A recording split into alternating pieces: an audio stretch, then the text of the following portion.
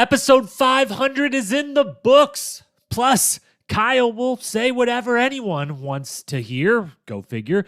Emerald Cell's egos continue to inflate. Big T nearly capsizes. Bettina is feeling isolated. And the editors of this show totally faked us out, and we don't like it. It's The Challenge. Spies, Lies, and Allies. Episode 12 recap coming up right now.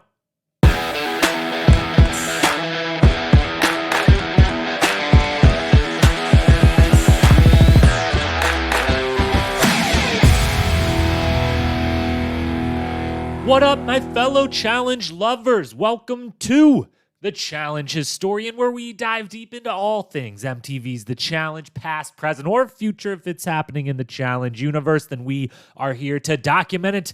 I am your host and dedicated Challenge Historian, Jacob Hollabaugh. Thank you so very much for being here with us today on the podcast. Today, we are discussing all things episode 500. What a milestone for this beautiful, wonderful, amazing franchise called The Challenge. And as much as we are Challenge historians, and we'd love to talk about each and every one of those 500 episodes right now, we can't, because episode 500 was also episode 12 of this season, and that will be our focus.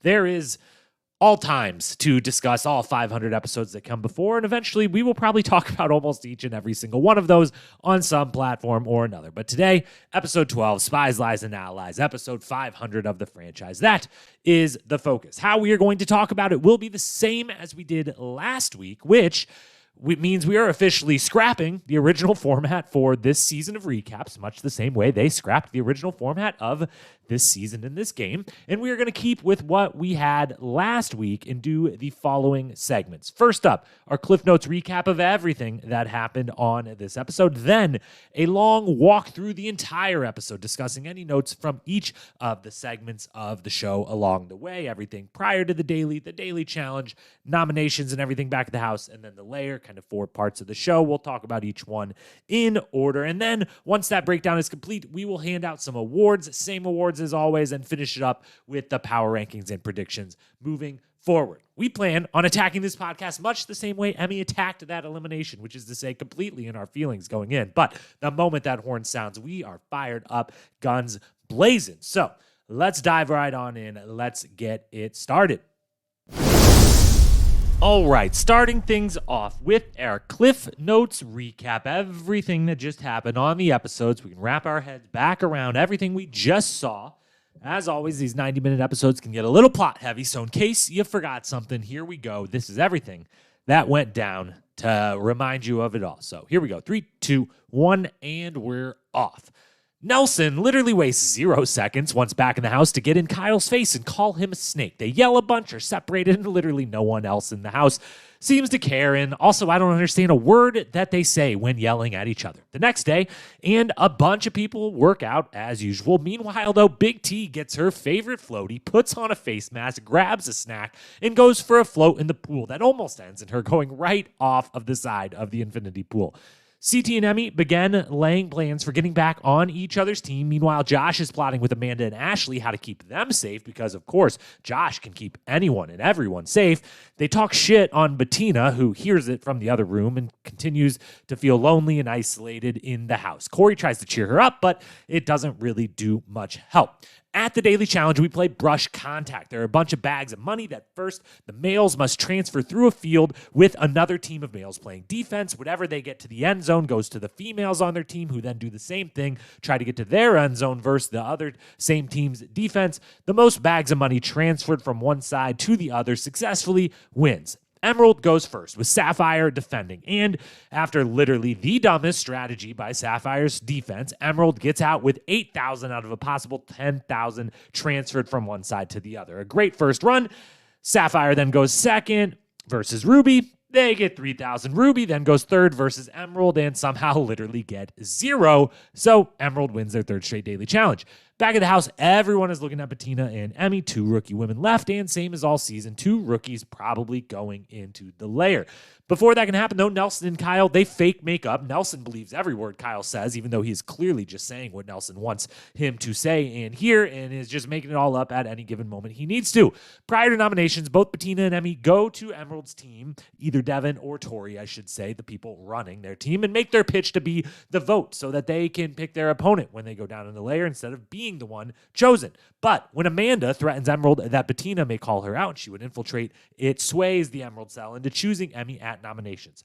Layer time. And even though CT advised his niece Emy to not pick Bettina so as to leave a rookie girl kind of as a shield for Emy, she does pick Bettina anyways and wants to be nice to the vets.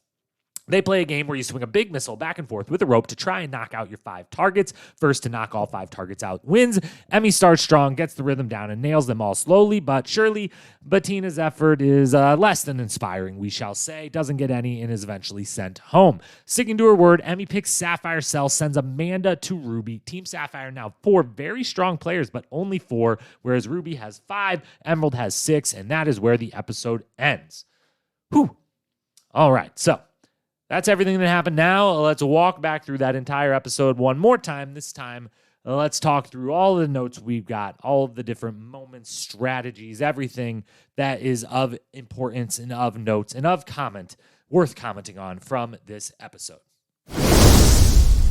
All right, so let's walk our way through this episode. And as always, we got a classic, the classic format of a challenge episode. We got kind of a quarter of it before the daily challenge, then everything back at the house, and then the layer. So 4 sections to work our way through. We'll start at the top of the episode, and it starts pretty much as always the last few seasons, literally in the moments of them coming back from the prior elimination. And this one doesn't take long for something to happen because Nelson literally waits 0.0 seconds to get in the house to confront Kyle. Kyle can't even celebrate the victory in any single way. Nelson just immediately walks right up to him, gets in his face, and starts yelling. Kyle, at this point, the absolute master of the I will put my forehead on your forehead and get real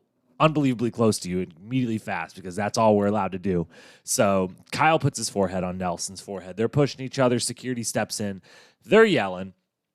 And the few notes on this one, you can't understand a word either one of them are saying. They're just yelling over each other. Kyle's got his accent. Nelson is so enraged that he's talking super fast and loud. I don't know a single word either of them say at any point other than at some point down the line of the argument, Kyle, as he walks away, yells, "Great, I'll run a fucking final with CT then." And they pan over to CT, who isn't necessarily looking thrilled about this statement, to say the least. He's still trying to digest the fact of what had just happened to his team and how he just somehow lost Ed and Nelson and replaced them with Kyle. But 2 of them have a bunch of words. No one in the house cares. That's the most important thing from this little argument, is that literally no one in the house cares. No one, gets up to defend anyone. No one steps in. It's purely just the 1 or 2 security people that step in. And other than maybe Corey eventually comes around and is like, "All right, I'll get my guy," and goes and kind of grabs Nelson, is like, "Can we be done with this? Can we go outside now? Can we move on?" But everyone else in the house is like, come on, guys. We just got back. We haven't even got to raid the fridge yet. Maybe there's some new stuff in the fridge. You guys want to go to the fridge? You want to get some food? So no one cares.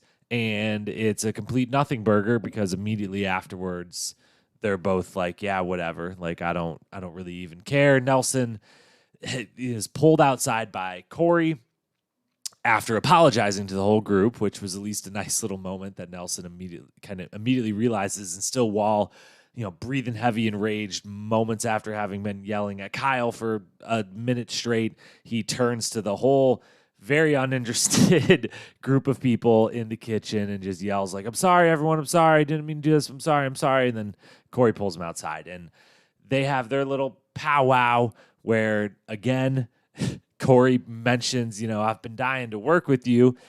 And we'll point out again, Corey, you guys literally were the two of the first three people to the platforms, and you actively chose not to work together, which I understood in the situation. It did backfire, and now you are together. And Nelson tries to say, I'm not trying to be down on Team Ruby. I'm excited to work with you, bro, but like, I'm just mad Kyle's a snake. And it's like, I don't know, man.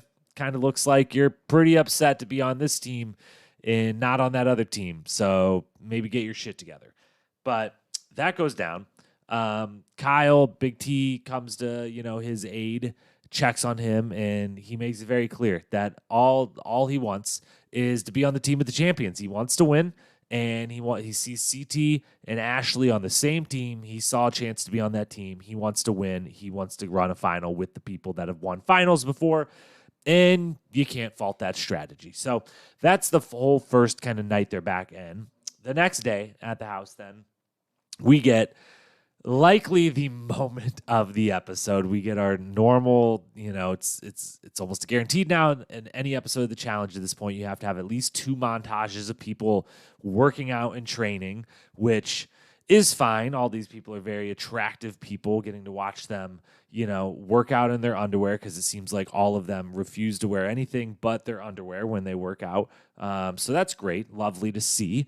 But it is always a little annoying that when they do these montages, they'll then always show like one person that's doing something different, and you have no idea. It's not like everyone is literally, this is all taking place in one single moment, and they're all working out, and one person's like, I ain't working out. I'm not doing any of that. But that's the way they kind of make it look. And they make it look that way this time, but it doesn't matter because it's easily the moment of the episode, and that is Big T is out. The game's getting stressful, and it's late in the game. She knows it's a women's week coming up, and the stress levels are going to, hit back to the 10 out of 10 for all the ladies in the cast, thinking that they could be on the chopping block. So she's just trying to have a relaxing day. She grabs her favorite floatie. She grabs a bowl of, I'm not exactly sure what, but some sort of snack. She puts a face mask on. She goes for a little float. And you know what?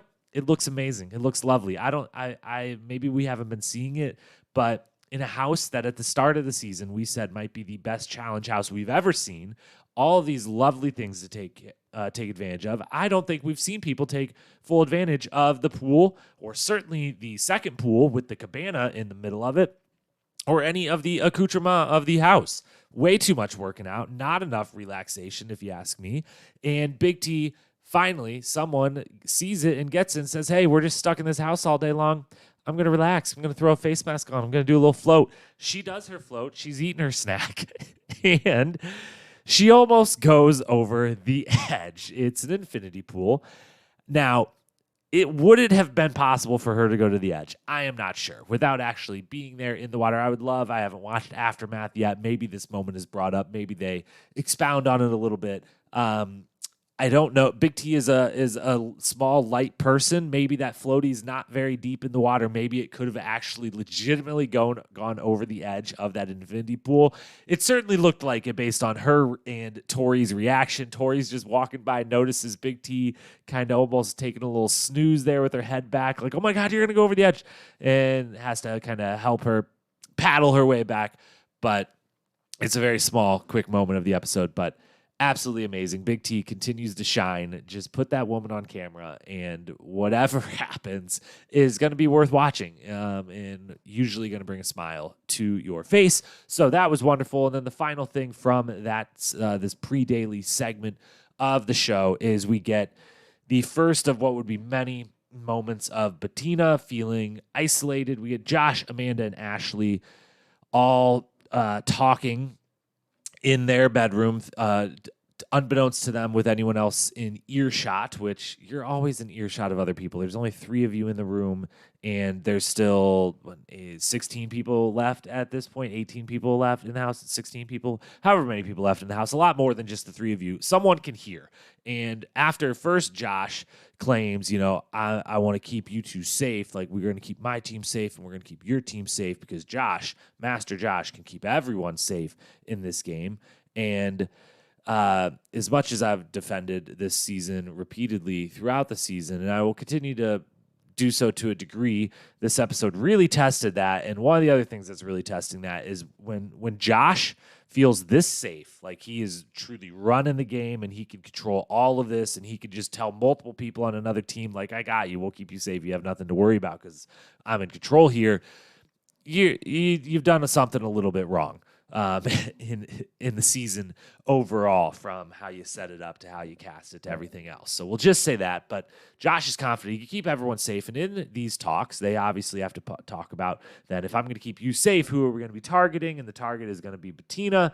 And they talk some shit on Bettina about no one liking her. And she hears it all from the other room. And she gets very upset about this, as someone deserves to get upset about a bunch of shit being talked about you, and just kind of in a rude, mean way in the other room. It's one thing if they just say, Bettina's on another team, she's a rookie, so like she's the target, versus what they say of, no one really likes her, is going to be fine, this, that, and the other. I am very confused by this. I am confused by kind of the Bettina dislike all episode long. From what we've seen, it doesn't really seem warranted. And as she will say sometime later in the episode, one of the times she talks to Corey, that, she doesn't, it's not that people dislike her. It's that she doesn't know why people dislike her. That's bothering her so much. She's not going to be universally liked by everyone, be best friends with everyone. But she tells Corey I wish I knew, why people didn't like me or whatever. And I'm guessing most of the distrust or dislike, especially from maybe some of the female side, especially from the Amanda and Ashley side in this particular scene, is that there are, while we never saw any of it, there are, I guess we would say, allegations or rumors, because we don't necessarily know that they're true, although they seem to be quite confirmed when they came up on different Instagram lives, that Bettina had hooked up with potentially multiple people in the house, but definitely one of them, that being Fessy. In between times, Fessy was hooking up with Amanda. So if Amanda's got a problem with her and it has something to do with potential Fessy-Bettina hookup, when Amanda and Fessy were, already kind of going strong at the beginning of the season, that would make much more sense. But again, we didn't get to see that or even hear anything about that other than outside of the show on Instagram Live. So, that could be that's another problem for the edit. If, these storylines, I know there's a ton of people on the season. I know there's only, 60 minutes worth of actual time in the episode because we got to have so many commercials. But, if you're going to finish these storylines out, it's, you got to have the beginning of the storylines. You got to give us the backstory at why these things are happening, why these people are feeling that way. So left a little bit in the dark on that. But we will move then to the Daily Challenge, second segment of the show. They all head off to the Daily Challenge, and we find out, as we knew from all the previews and all the extra footage that the challenge was putting out there, it's the 500th episode, which great question was brought up last week when I was on the Redditors React podcast by Brian at TJ's Bike. I think it was him. Maybe it was Levi. Sorry if it was the other one, Levi.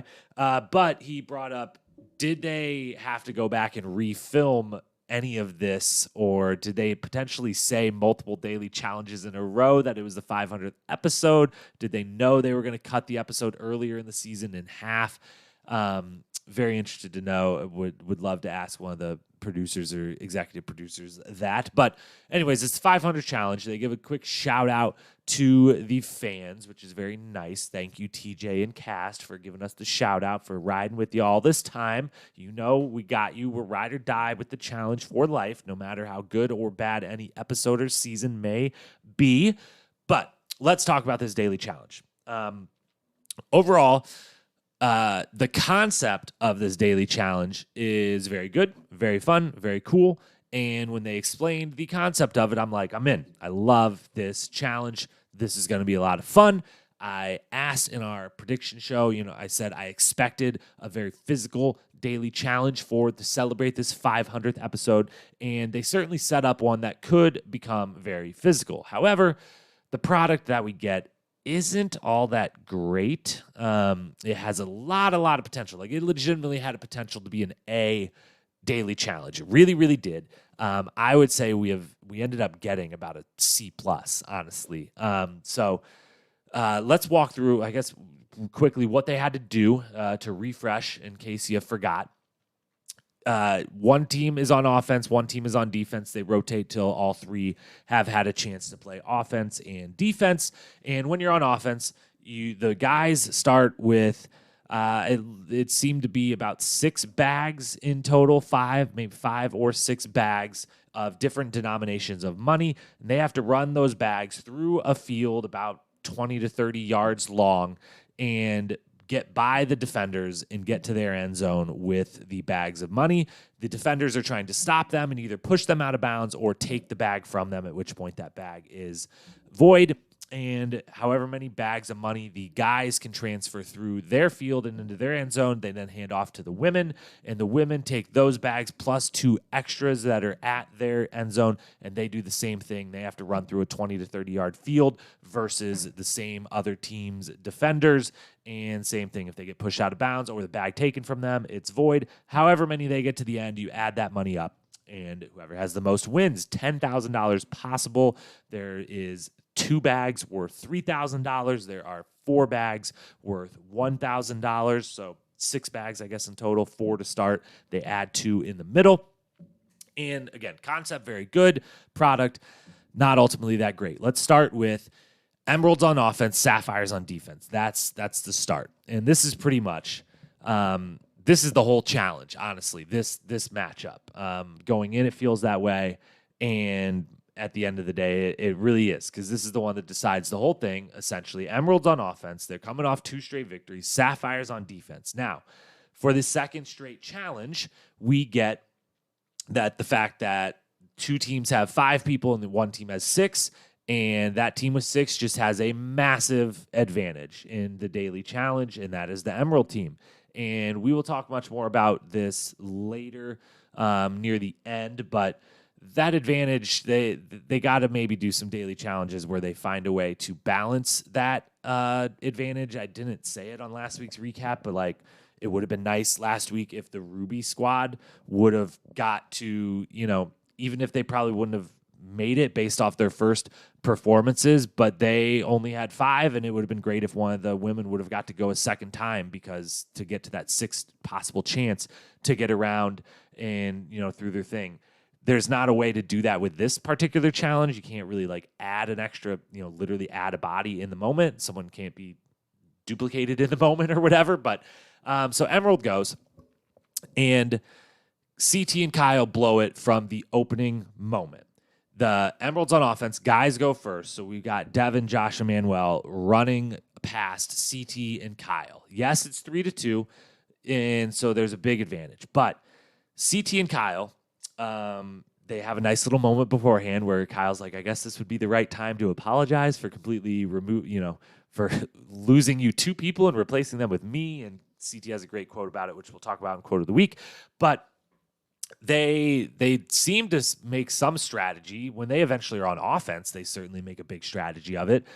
But what the fuck, CT and Kyle, this isn't hard. Look at the other team, say, yes, it's 3-2. And guess what? Emmanuel, he's really, really fast. So we're going to just let him go. We're going to not even go for him. Does not matter. He'll get whatever bags they give to him. Unless he comes out of there and has all the bags in his arm, then we'll try to revert and go for him. But otherwise, CT, go for Josh. Kyle, go for Devin. You both win those matchups. Whatever money they have, you get, you stop, and only what Emmanuel gets goes. Easy, simple. Honestly, it wouldn't have taken that much. It would have taken no time at all. This is not just because I got to watch the episode and think about it and take notes and then talk about it. This was instant. The moment it's happening, I'm like, what? Why is CT not taking the moment to go for Josh, the goof, as he likes to call him, take him down? Kyle, you've got Devin, no problem. And you can even be friendly in your tackling of him because, you guys are good friends and you can kind of talk shit the way friends would talk and not get that mad at each other. Don't even try for Emmanuel just because he's way, way faster than both of you. And instead, Kyle goes for Josh, and to some degree embarrassingly, although Josh is a big, strong dude, as much as we kind of give him shit, and everyone kind of gives him shit. Like, he is a big, strong dude, and he's in the best shape we've ever seen him on this show. So Josh just stiff arms Kyle pretty much into the ground and goes immediately into the end zone. Emmanuel then comes right out the middle, and CT puts his eyes on him, and Emmanuel just kind of runs in a big loop around him. No problem, because again, way smaller, but way faster than CT. And Devin just then walks down the other side, basically walks. Literally no one goes for him at all, and they get all of their money across. And at that point, this mission is completely and utterly over, because on the women's side, Tori and Casey are going to dominate both offense and defense in this way more than any of the other women are going to. It's just the nature of the teams at this point. Upsets happen, but this one wasn't going to be anywhere close. Tori and Casey do have no problem with Amanda, Bettina, and Ashley, and even Nani does an awesome job. She's kind of underrated in the physical ones of these. That girl will scrap with the best of them. She just ends up, once Tori and Casey make such quick work of getting by their defenders and into the end zone, that then all three defenders eventually come back and tackle Nani to the ground, who still wins that struggle, it should be said. But because Josh thought that it would be smart to throw a smoke bomb in the middle of four women wrestling on the ground, literally just into the middle of them, because why not make their lives a living hell in that moment? That is not an advantage for your team, Josh, but good job. Nani still comes out of that pile with her bag. She just is blinded by the smoke and steps like 1 inch out of bounds, and they call her out of bounds. But she basically got through too with the most defense of anyone had to face. So hats off to Nani, Tori, Casey. They dominate. Hats not off to CT and Kyle, who should have slowed this train down in a big, big way and should have stopped all of that money from being transferred. But anyway, so they get $8,000 out of possible 10. Sapphire's then on offense. Ruby's on defense. And CT and Kyle do strategize again. And I hate to say it about the OG legend, potential GOAT, and very, very good strategic player, CT, but then bad strategy on offense too from him and Kyle. I get it again. It's 2 versus 3. That sucks, and you're probably not getting through one way or the other. Nelson, Corey, and Logan, that's a tough 3 to go against in 2 versus 3. You're probably not going to get there, but CT runs straight down the sideline and is just pretty easily pushed out of bounds. And I know it's going to suck. Maybe it was like, we already lost this, so what matters anyways? But you've got to look at your matchup here. The women on your team have a significant advantage going against the women on Ruby. So if whatever you get through, you've got a chance for your women to get all of it through too.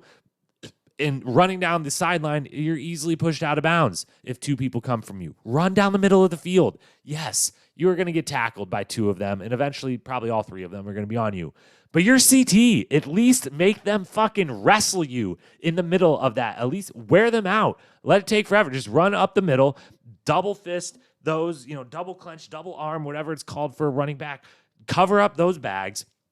Let them tackle you. And lay there on the ground and be like, y'all ain't, like, this isn't over until it's over. Like, if you want to try to wrestle this from me, go fucking ahead. Like, we'll be here all day. And yeah, you're probably eventually going to lose because, again, they got more people than you. But at least make them earn it. Don't just run down the sideline where they just have to push you. 2 of them have to push you an extra foot one way. Like, that's not very difficult. So they get pretty much nothing.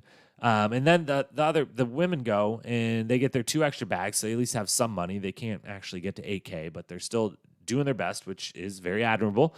And the Bettina hate comes up again. First, there's only 2 Ruby defenders versus the 3 Sapphire offense. So Bettina is the one that gets off the hook. No one goes for her. She just runs straight for the end zone. Yes, no one goes for her, but she still gets the money there, whatever.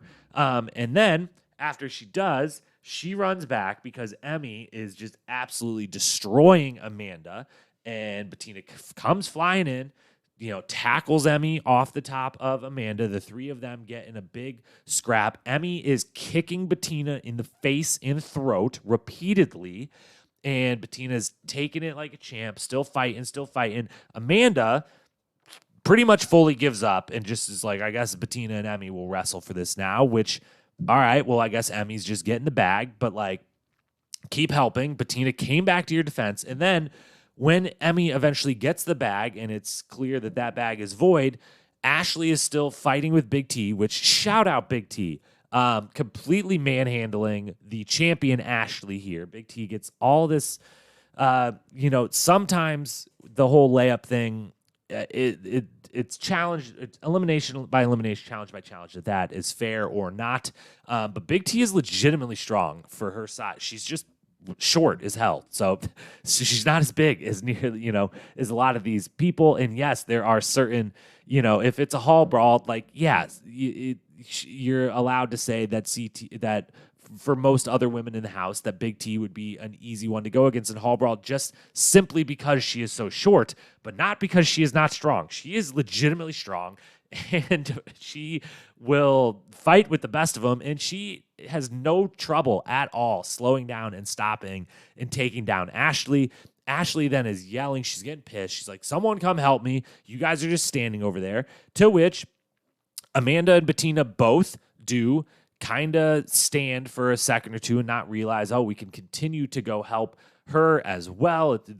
She's still, that money's still in play.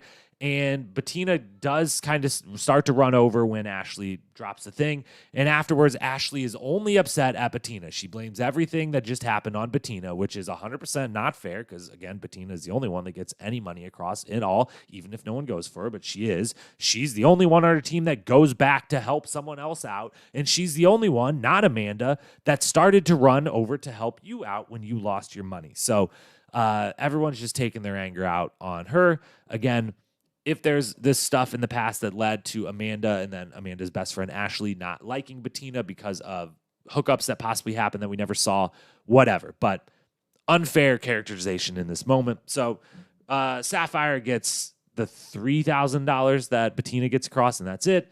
Ruby then goes, Emerald's on defense. The guys for Ruby have this strategy that at first I'm kind of laughing. I'm like, oh man, this is going to look horrible. Corey and Nelson are going to look silly. And they don't need any more of those moments on their record, but then credit to them.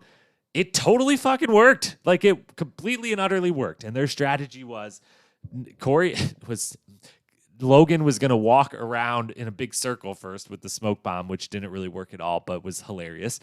And then Corey and Nelson were going to take off first with the 1K bags, and they were just going to use their speed and strength and just blow right by the defense and score. And then they were going to come back and they were going to play wide receiver for Logan, who was going to play quarterback. And you're like, I don't know if that's going to work. No one else has ever done this, but then it totally works. One, Corey looks amazing. Looks like he's been hasn't missed a day of football practice in years, even though it's been, I don't know, he's 30 years old now. So it's been a decade since he played high school football, but it comes right back to him. He's got the juke. He's got the stiff arm. He looks fantastic out there. Like, the AFLs, XFLs of the world that are trying to just build hype or whatever, like, and you maybe need some mildly famous people, like, bring Corey in for a workout, man. Come on. This guy looks amazing. Put some pads on him, let him run. He looks great. Nelson looks great. They both get by with ease, get by Josh and Devin and Emmanuel and score. They then come back, and Logan comes out with his 2 bags of 3K and just hilariously starts to slowly shuffle down the field, holding the bag up like he's going to throw it. No one from Emerald team just rushes at Logan and is like, I'm going to come tackle you now. You don't get to just like slowly, casually walk towards us like this. So bad move there. And Corey and Nelson run all around. He throws one to Nelson. Nelson catches it and scores, no problem. And then he throws one to Corey, a beautiful actual, 10, 12-yard pass of what looked to be pretty heavy bag of fake money. So kind of impressive throw. An impressive catch by Corey, who catches it and lands with 1 foot into the end zone area. And they're all excited. They're partially because I think they're like, oh my God, that actually worked. They think they've got all the money into the end zone. TJ lets them know that no, Corey's catch doesn't count. You have to have had it and go into the end zone. You can't land in the end zone. It doesn't count, which I think is 110% bullshit. think this should have counted. That this is getting real technical. I was fine last week with it was like, we clearly said you can't jump on the last thing, Kyle. You had to jump off and grab it as you go. Whatever.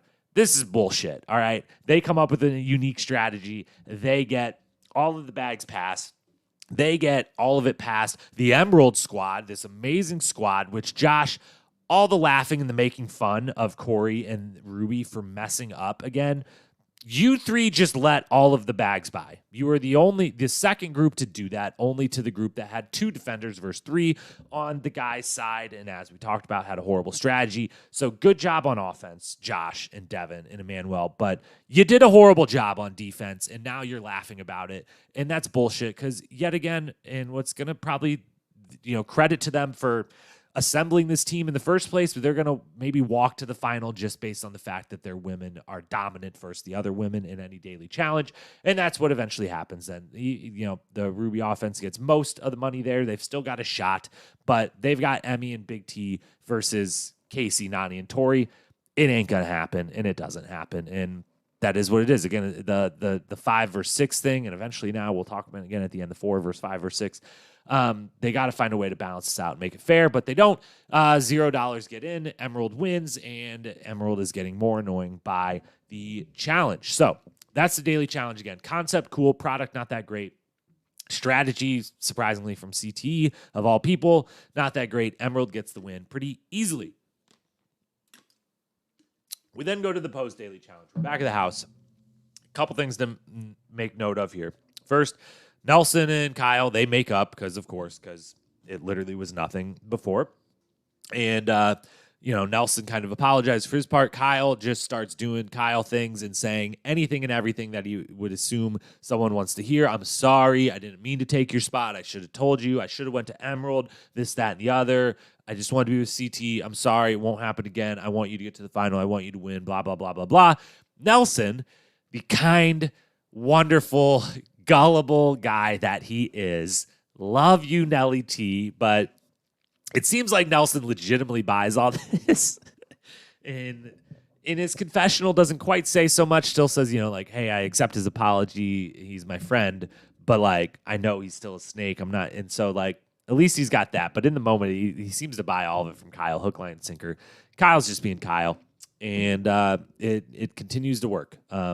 There continues to be benefits to being the one that says, yes, I am a snake. Yes, I am here for myself. Yes, you are my friend, but I will fuck you over, but I will still be your friend, and I'll actually be fun to hang out with and actually be your friend, but I'm going to fuck you over no matter who you are. It pays to be that transparent because for some reason it makes people more gullible, but whatever. We then go to the bubble bar. And this season really started strong with we're going to get the party back into these houses. Let's go. And it's really tapered off really, really fast. There was some, things out there on the internet, on the Instagram lives and the social media channels that multiple people in the house were put on drinking restrictions because of actions early in the season, which, it's always one of those things where it's impossible. Yes. Saying we want these people to be drunk idiots is not an okay thing necessarily to say when you look at it from the standpoint of safety and morals and all the other. And it's an incredibly fine line to walk between being we want these people to be able to both have a great time, let loose, do whatever they want, and yes, possibly then get in silly arguments or do silly things or dance silly or whatever. But we don't want them to go where that eventually possibly leads into dangerous area or actual physical violence or, emotional violence, anything like that. It's such a fine line to walk. But we can let Ashley have a couple more drinks again. All right. She's been in her timeout long enough is I guess what we'll say with that. But we go to the bubble bar. And the only thing of note from the bubble bar is Emy freaks out. Emy totally freaks out and it's unwarranted, honestly, in every single way. She freaks out because Amanda goes to Bettina and says, Bettina, I know you want to go into elimination, so you could pick your opponent. If that's the case, who do you want to pick? And Bettina says, with no malice at all, if you haven't noticed by now, I'm going to defend Bettina right up until the very end of this episode when I'm going to stop defending her pretty quickly. But Amanda asked Bettina, who do you want? And Bettina says, if it's, I don't want anyone necessarily from our team, so not you or Ashley. If I get picked and I go down there and it's physical, I would probably pick Big T. And if it's a puzzle, I'd probably pick Emy, and because those are the two I would be picking from the other team, and that seems like the obvious puzzle. You would take Emy over Big T, and physical, you take Big T over Emy. And doesn't say it with anything mean, doesn't talk any shit, just says very kind of matter-of-factly, like, that seems like the smart thing to do, yeah? And Amanda, being the instigator that she is, knows, hey, why don't I go tell Emy this? And when I tell Emy, why don't I just leave out everything and just say, plain and simple, I asked Bettina who she wants to go against, and Bettina said, if it's a puzzle, I want Emy because I can beat her in a puzzle. And Emy takes this and flips the fuck out. She confronts Bettina. It starts calm. Bettina stays calm and just says, yeah, like, I don't know, like, I'm going to pick you or Big T, I guess, depending on what it is. And Emmy's not having it. She freaks out. And we'll say, first off, again, Bettina pretty much does nothing wrong here. It is not mean in any way or anything. She's just, whatever. I guess, you might get called out and go in an elimination, but you're eventually going to nominate yourself for that very same elimination, Emy. So, like, calm down. The main thing to say about this is the editors totally duped us. They duped me. I assume I'm not alone. Maybe I am. I'm not that smart, so easily could just be me. But we were sold in the next week on that this freak out and this quote from Emy of "you're not treating me the way you used to treat me" was directed at CT, and that her and CT were going to go at it. And yes, we should know much better by the 500th episode to trust the edit, to trust the next week on or the trailers at all. But we were completely duped, and Emy and CT are the best of friends and want to be on team again, and are uncle and niece and whatever. Not fighting at all. And what I got to say about that is, yes, I need to be smarter. I need to learn better. I need to not expect it. But also, as editors, you need to not sell us something that is way, way, way better and more interesting than what we eventually get. Emy blowing up on Bettina for pretty much no reason isn't that interesting. Emy and CT's relationship cracking and folding and them getting in a huge argument, that's actually interesting because you've built up them, Uncle CT, the whole thing. We have last season where CT had this roller coaster with Big T, and now you set up that maybe he's on another roller coaster with Emy, and he's going to act a certain way. That's way more interesting. So you can trick us all you want, but when you sell us something very interesting, and then you give us something that's not interesting at all, and it leaves a fan feeling a certain way. So bad move by them. We'll talk more about it later because for once, production's going to get some nominations in some of the awards today. Spoiler alert. But Emy freaks out, and we leave the bubble bar, and it's basically nothing. We go to the nominations. Bettina, Emy, Amanda all make their pitches beforehand and in the moment to the Emerald team about Bettina and Emy. Bettina wants to go in. She wants to be the one that gets to pick her opponent. Emy, after a lot of discussion, Emy gets to literally sit in on the Emerald team's deliberation so they can convince her that, no, you should go in because Amanda has come to us and made it very clear that if Bettina goes in, Bettina might pick Amanda instead of Emy. And if she does, Amanda's going to come infiltrate Emerald Squad, and Bettina also probably is going to infiltrate Emerald Squad. So you should pick Emy. They convince Emy that she should go in, and in the deliberation or the nomination, it doesn't really matter what Bettina or Amanda say. They're picking Emy. They do.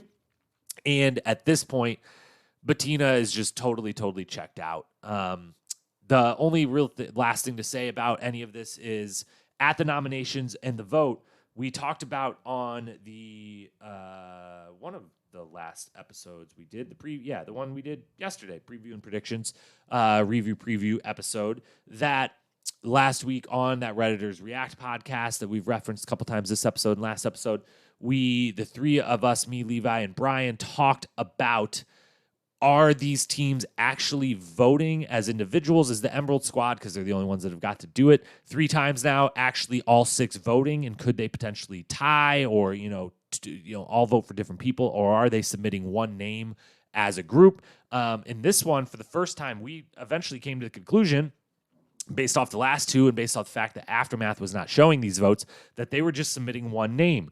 This time, for the first time, though, we saw there are for sure 6 iPads available. Just only 4 of them are on the counter, and the 2 people sitting back have to kind of reach to the side and bring theirs in.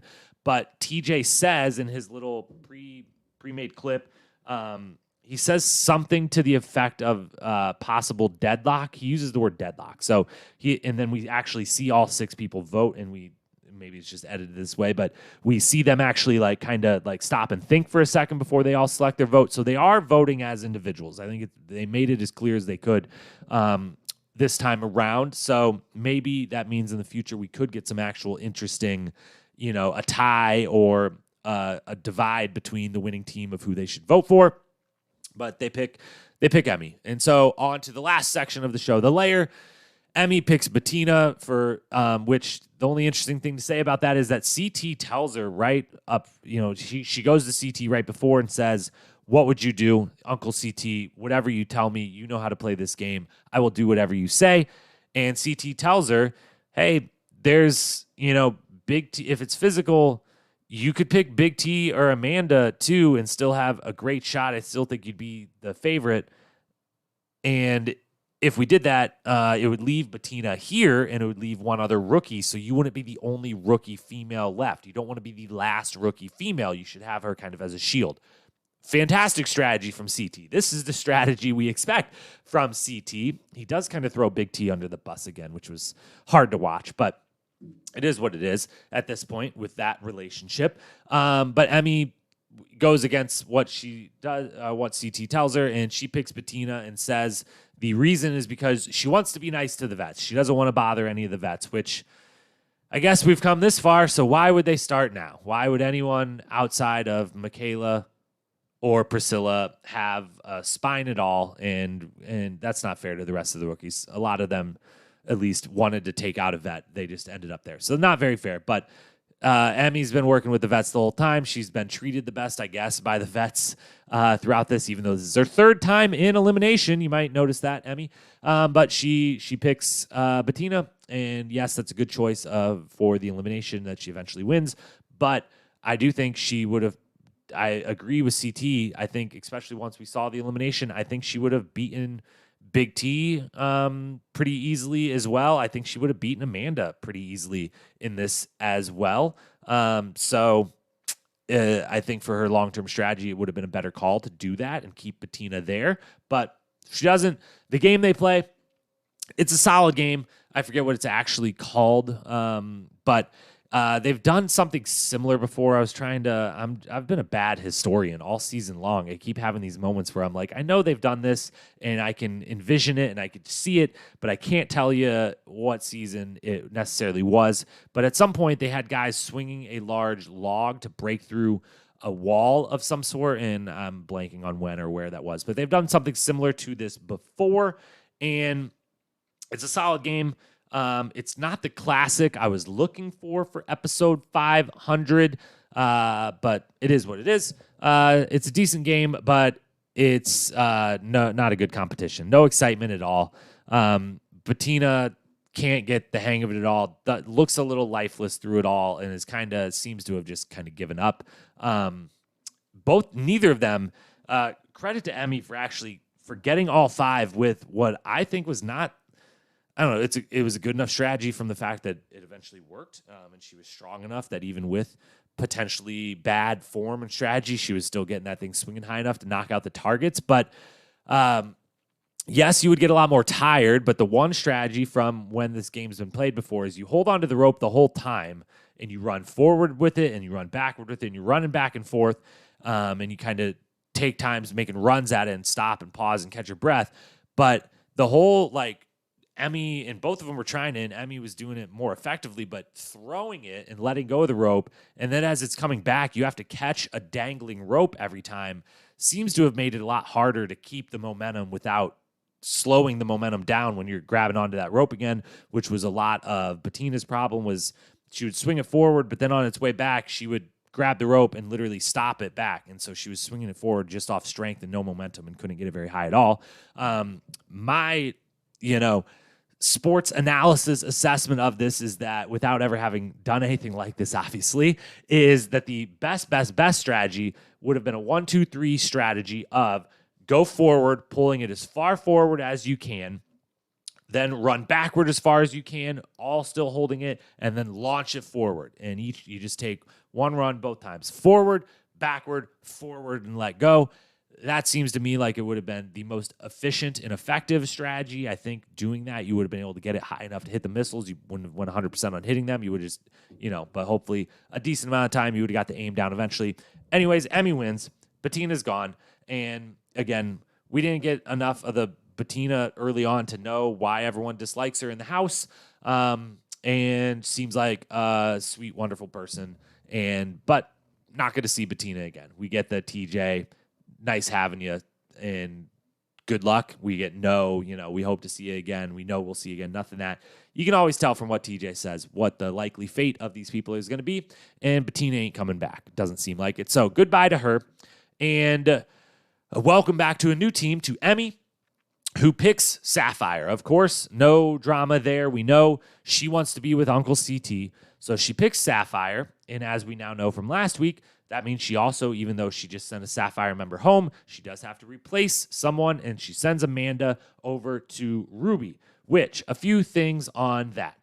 Amanda did all of this avoiding of elimination, knowing that it meant that Emy was going in, and that in her plans, Emy was then winning the elimination and coming and stealing a spot on her team, and had to have known it was going to be her spot.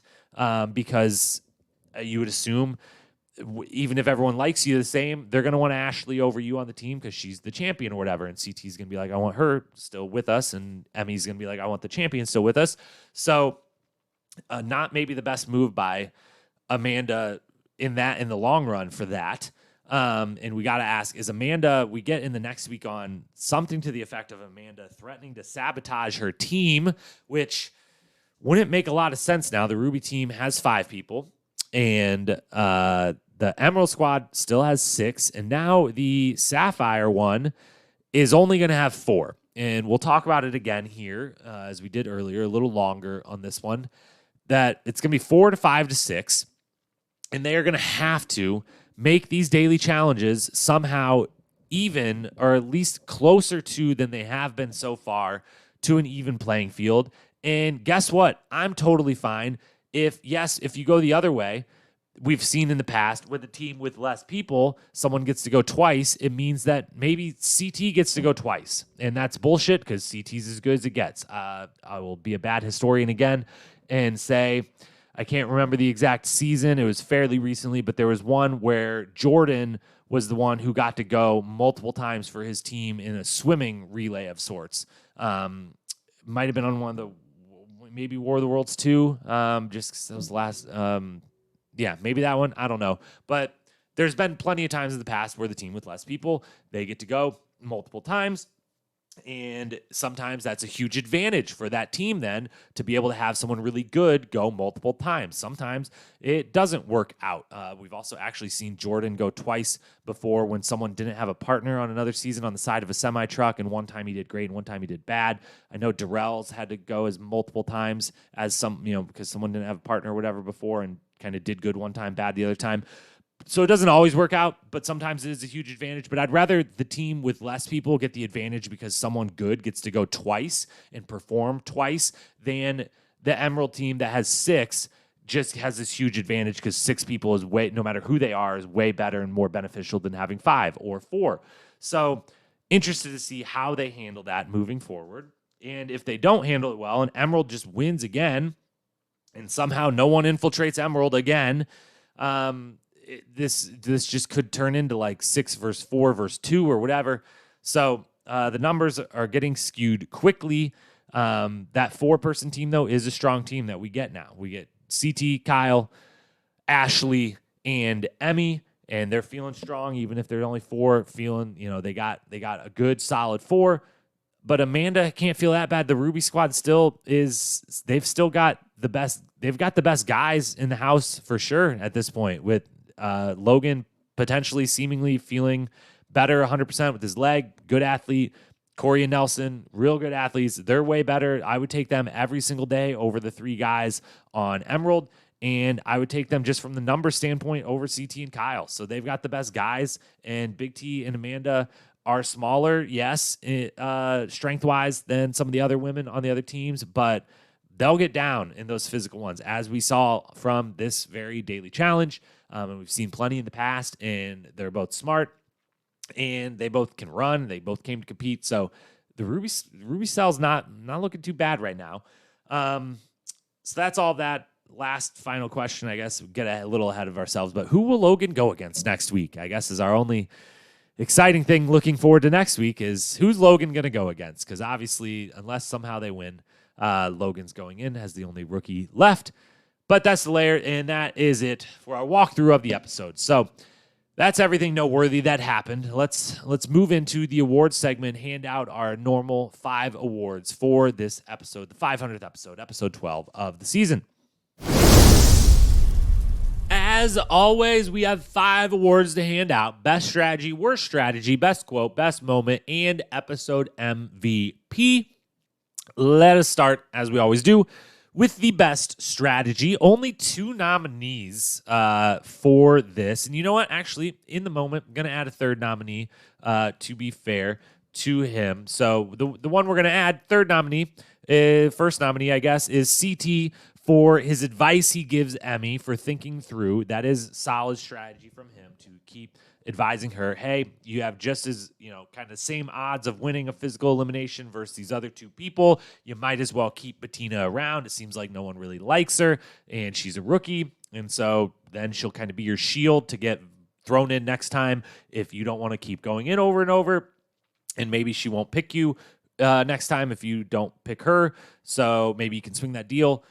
Good strategy advice from him, even if it wasn't taken. So CT nomination number 1. Devin and Tori, joint nominee number 2 for just the due diligence that they are doing. They're running everything for their team at this point, as much as Josh wants to take credit for, being able to one that keeps everyone safe and being the amazing part of this amazing team. On the playing field, it's Tori and Casey that are dominating everything for them. And in the political field, it's Devin and Tori, and Emmanuel and Casey and Nani are essentially doing nothing other than being likable people. And Devin and Tori do all the due diligence here. They make sure they go to every single person. They apply the pressure in the proper ways to every possible person that is up. They get the information they want to get so that they can make the best possible decision for themselves to keep their team whole. So good all around from them.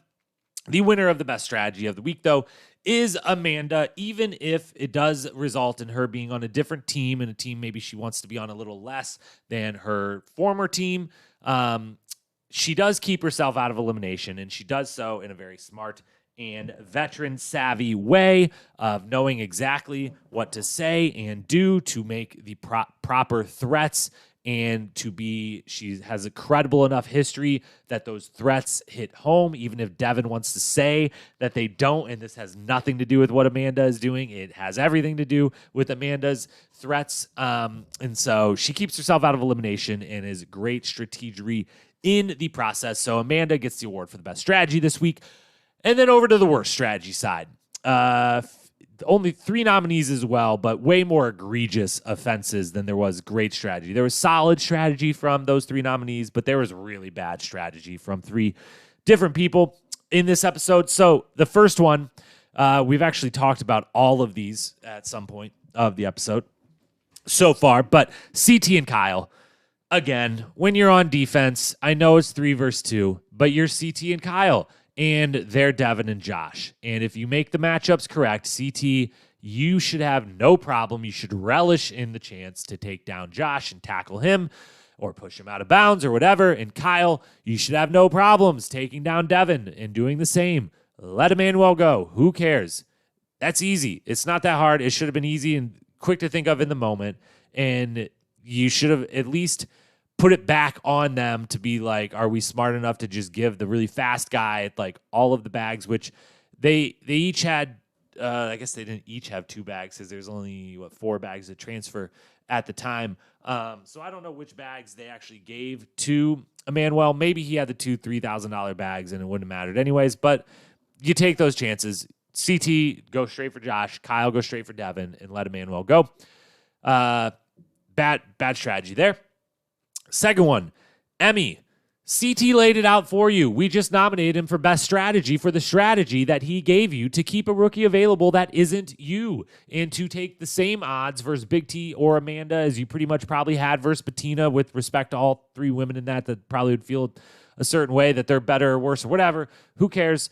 You're all slight underdogs versus Emy in that elimination. So she could have picked one of those other people, kept Bettina there, another rookie that people openly aren't super friendly with. And then you're also then on a 5-person team instead of a 4-person team at the end. The part we didn't say before is that, yes, that you could have, if you go against either Big T or Amanda, but if you pick Big T and you beat her, you can then take Bettina's spot, and now you're on a 5-person team, and you get to keep Amanda and Ashley both there, and instead of being on the 4-person team. And maybe you want to be on the 4-person team. Maybe you look at Amanda as a weak link in the challenges. I personally don't. Yes, it would have been a little harder to beat Big T, but I still think you would have won. And so I think that was the strategy. CT laid it out for you. Bad strategy there from Emy, even if she eventually gets the win and is on the team she wants to be on. And finally, the third nominee, and I'm going to go ahead and say the winner for the sake of not picking Emy, who had a nice episode and gets the win. The winner of the worst strategy is the production and the editing team that did the fake out. We said it before, saying it again. The fake out was complete and utter BS. And yes, I'm saying it partially because I'm salty that I was tricked by it, but also because, as we previously said, that CT and Emy breaking up and getting in a fight is way, way more interesting and way more entertaining and way better television than what we got. So don't sell us something way more interesting and then deliver. You always, it's just a staple of life in business, in television, in anything that you're doing. You undersell and over-deliver.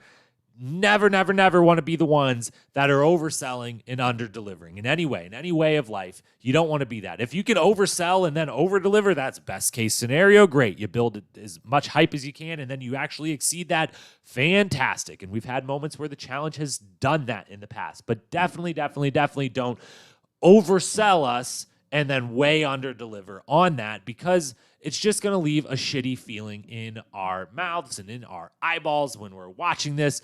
And on a season where I have tried my best to defend it at every turn, and there's a lot of people out there that aren't exactly enjoying it and are just dying for All-Stars to start, I can't defend when this shit takes place. So that's a big bummer, and they have the worst strategy of the week for putting that. You didn't have to put that in the next week on at all. You could have just put Emy freaking out and didn't have to say who it was towards, or didn't have to mislead us at who it was towards or anything. You didn't have to put anything. Honestly, you didn't have to put anything in the next week on other than, hey, it's the 500th episode. That's cool. And that's great. And show a couple people running into each other in the field. And that's all you would have needed to do. Great. You're done. So they get the worst strategy. Let's talk best quote. Only 4 nominees this week. It was a kind of a light episode for good quotes, and 2 of those nominees actually come, which is fun and impressive for them, come from the field, not from confessionals, which will make them, I apologize in advance if these are a little harder to hear when we play the clips, because they're not necessarily quite as loud as the confessionals are.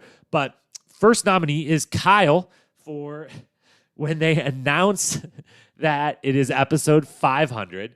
Kyle, being the witty, wonderfully funny person that he is, immediately turns to CT and asks him what episode 1 was like, which is absolutely hilarious. And we'll play the audio here, even though we just basically said word for word what Kyle says, and I'm not positive how well you can hear it. I had to rewind to make sure I heard him say it correctly because TJ's still kind of talking, but he gets a laugh from the whole crowd, as he deserves. So take it away, Kyle, with your response to it being the 500th episode. Did it. This is a very special mission today. This is the 500th episode of the challenge. CT, what was episode 1 like? We then got CT, his first of 2 nominations in Quote of the Week. And this one also comes from in the field right before they're about to go on defense. Kyle makes his apology for for removing CT's 2 workhorses and replacing them with himself. CT's response is a wonderful, great quote. So let's hear it from the legend himself. I just want to take this time, CT, to say sorry for taking out 2 big players on your team and then replacing them with me. Yeah, it's like you traded 2 sports cars for a goddamn used pickup truck. It's a physical one. Then third nominee, we've got Devin, who when confronted by Amanda, lets it be known who he does and does not negotiate with. So take it away, Devin. Amanda wants to stay out of the lair at all costs. Well, guess what, Amanda? You're not going to threaten me because I do not negotiate with terrorists. Or devils, for this instance. See you in deliberation. That quote from him starts off on, you're like, oh, I don't know if you're going to land this one, but he pulls it in at the end with bringing around to the devil, Amanda devil thing. So good job there from Devin. And then our fourth quote, and I will go ahead and say is the winner of the Quote of the Week is also from CT, his second nominee of the week, and the fourth and final one, and the winner. And that is when in nominations, it just becomes clear the whole house at this point is just openly like, hey, whoever's on CT's team is going to win. You get to go to a final. You're going to win. That's great. Everyone wants to be on CT's team. And CT's like, yo, I can't just give away finals appearances here, and has the quote of the week. So let's hear that from him. I'm not Oprah. I can't just give away finals, okay? You're going to have to earn it. You can't weasel your way into a championship. CT, don't bring yourself down. You're on Oprah's level, bro. You're right up there. She's an absolute queen for sure. She's an all-timer, a one of one, but so are you. You're on her level. You just might not give out as many gifts as her. But that is your quote of the week. Then best moment. There's only one nominee, and it's the winner, and it's what we talked about before.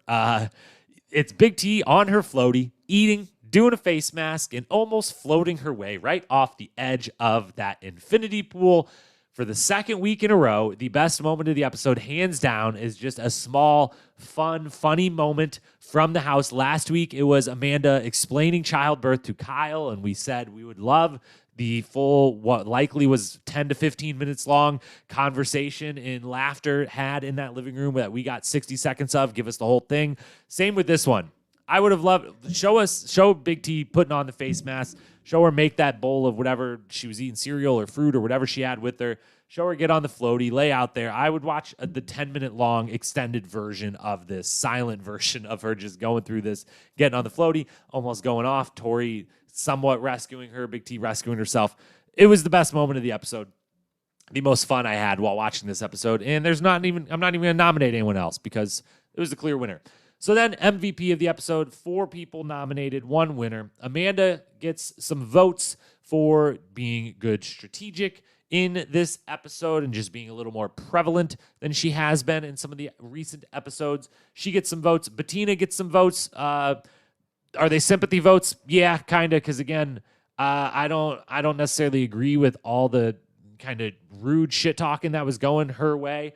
I also don't agree with her energy levels in the layer and the elimination, but whatever. She gets a couple votes. It was, the episode was largely focused on her and Emy, so Bettina gets some votes just because of that.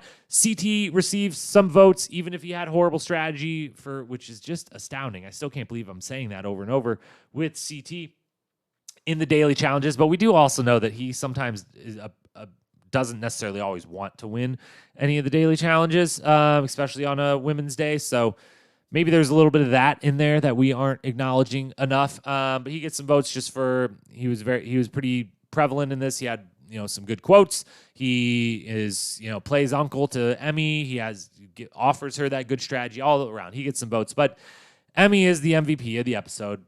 She wins. She performs admirably in the daily challenge. She has the blow up in the bubble bar, I guess, which is the focal point, even if it was kind of a pointless blow up. But she wins the elimination, and she gets to get to the team she wants. She's with Uncle CT. She's the focus of the episode. So you might hear it in my voice, but a little bit begrudgingly. I wasn't a big fan of this episode or necessarily even her performance, but she is the MVP of the episode for sure. And I think that's maybe her second of the season, maybe even third time of the season. So she's definitely building that case. She said in it, someone tells her, you can be Rookie of the Year, as if it's an actual award that they give out separate championships now for that, which people like myself do, but they don't in the show. And yes, she's won 3 eliminations, but I don't know that she's 100% shoo-in for Rookie of the Year quite yet. So we will see on that front, but hats off to Emy for the elimination win, for getting over to Uncle CT's team, and for being the MVP of this episode. So those are our 5 awards. Let's then transition into our final segment of the day, and let's talk power rankings and predictions for the season moving forward. Power ranking time, and we will quickly update the team power ranking before doing the individual. Team-wide, Emerald, Ruby, Sapphire. And the reason I want to even say that is because I do want to get this point across, is that a few weeks ago on the show, we predicted, not to pat ourselves on the back again, but we predicted they were going to switch to teams and that it was going to be Cutthroat all over again. There was also this week on social media, one specific place that I saw someone say that some producer somewhere said that this season was meant to be teams the whole time and literally be Cutthroat 2, which I then asked where this source was coming from or where this information was coming from, and no response, because I don't think it was true. I think they were just saying it on Instagram to get some people to comment and like and whatever. But regardless, we are now in Cutthroat 2, and in that, these teams are feeling very much like literally Cutthroat is happening all over again. And what I mean by that is back in season 20, Cutthroat, there were 3 teams. There were the red team, the blue team, and the gray team. And the gray team of Abram and Cara Maria and Laurel, and I believe Luke was there. And I apologize to everyone else on their team I'm forgetting. But they were kind of the misfit team. They were kind of looked at by the blue and red team on that season as the island of misfit toys and as weaker in general to the other 2 teams and not as much of a threat. And the blue team in that season and the red team both felt very, very good about themselves. The red team felt like they were the dominant team the whole time. They did kind of dominate the whole time, but the blue team always felt like they had Johnny and Derek and Emily Schramm and Paula and Jen and Big Easy. I think that's 6, at least in 6 people that they had. But they had Bananas and Derek and Emily Schramm. And so they kind of had the big heavy hitters, whereas the red team just had like a good team across the board. And over the course of the season, the blue team just got whittled down, and the red team won most of the daily challenges and was able to keep putting the blue people in until they lost, and their team was whittled down. And by the end of the season, you had this red team that didn't necessarily have the huge heavy hitters. They just had really good people kind of across the board. And by the end of the season, they had by far the most people left for the final. That numbers advantage continued to advantage them throughout the daily challenges, and then was a huge thing in the final. The blue team, all the big hitters were gone, and the final was just Jen and Emily Schramm, who did a great job as the 2 people by themselves, but the numbers thing and what they were asked to do in that final, just there was no chance. And the gray team was putting up a valiant fight, in Abram and, especially with Laurel and Cara there. But still early Cara coming into her own as an athlete. So it wasn't quite the Cara of Vendetta later on the athleticism side. And so they're there and they put up a valiant effort, but they never really are like 100% threat. And red just kind of walks away with it. It's not, it's just kind of a foregone conclusion at a certain point. And it feels like that's happening all over again, where this season, the Emerald squad is, which I'm going to keep saying squad or team. I'm not saying cell. I'm sorry. You got all the cast members to say cell repeatedly. Hats off to you for all learning that. I bet I say this without any bit of sarcasm at all. I bet it was annoying and hard in the confessionals to learn to say cell over and over and over. So great job being able to do that. You got to play along. You're literally on the show. I don't. I'm just talking about the show. But it feels like the Emerald team is becoming what the Red team was. Good across the board, no real weak links, no, first ballot surefire Hall of Famer, GOAT level type players, but really, really good across the board. The women especially kind of being the best of the women left in the game, and where they get the numbers advantage early. They use that being good across the board, no weak links, having the numbers advantage, and they win most of the challenges, and they're going to get to a final. And if they run this final as teams, they're going to potentially just walk away with the final just based on they've got 6 solid people and the other teams are going to have 3 or 4 people left or whatever. And it feels like the Sapphire team, this season's blue team, if you will, it feels very much like the blue team of old of, yes, the whole time we're like, hey, they've got CT, they've got Ashley, they had Bananas, they had Derek, they have Emily. They can still compete, but their numbers keep getting smaller and smaller, and they're now the team of 4.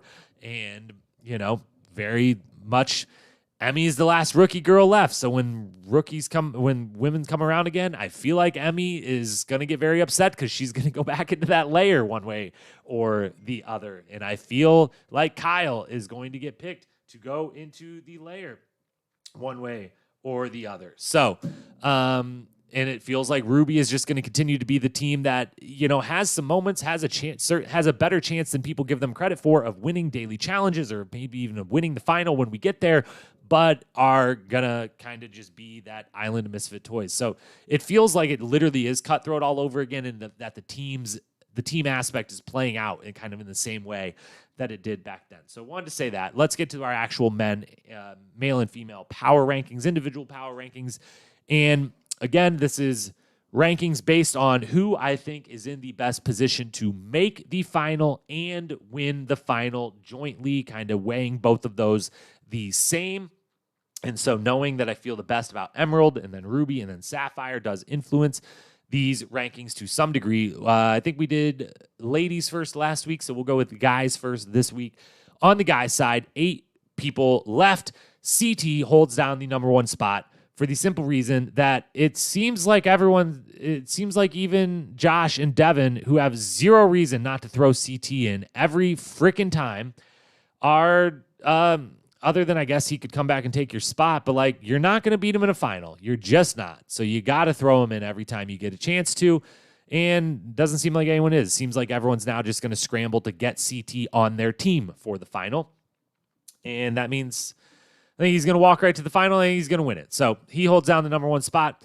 Josh flies up the rankings. He gets number 2 for the main reason that I think Emerald is going to just keep winning all the daily challenges.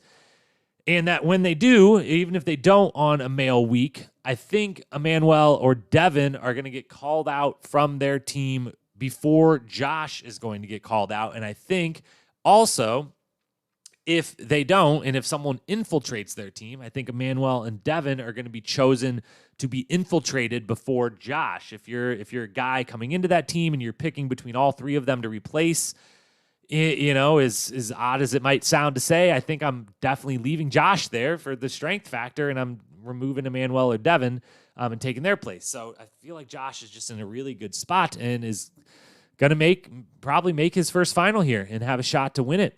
And be that challenge champ. 3rd, Nelson. 4th, Devin. 5th, Corey. 6th, Emmanuel. Basically, those are, I feel solid about their teams. I feel like Nelson and Corey are both in a good spot to, even if they don't win much, maybe not get called out or voted in. If they do, they've got a chance to pick someone they maybe think they can beat.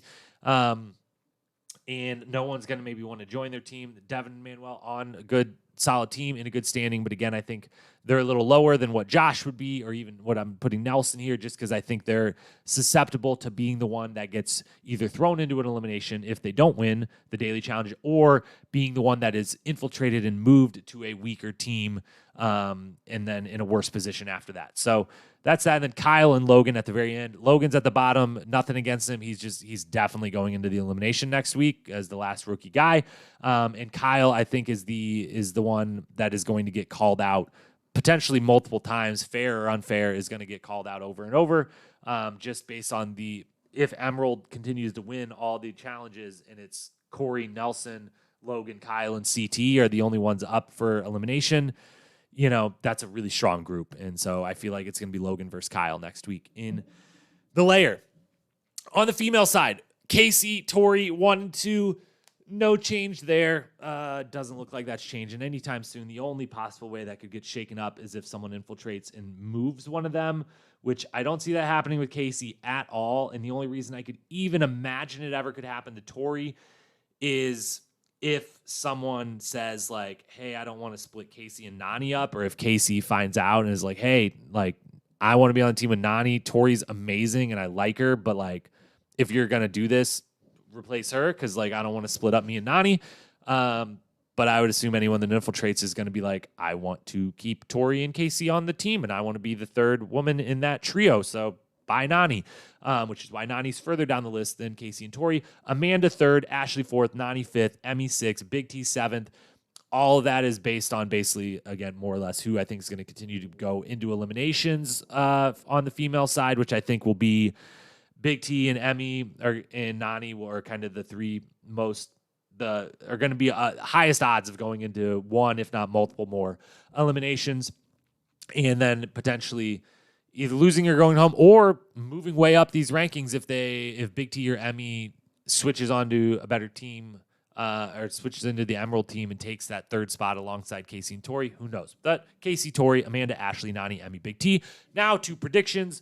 We add one prediction every week for our season-long prediction list. We have 12 currently. 2 of them we got right. Tori would have 5+ partners. CT would have 2+ partners. We gave ourselves the win on those on the technicality.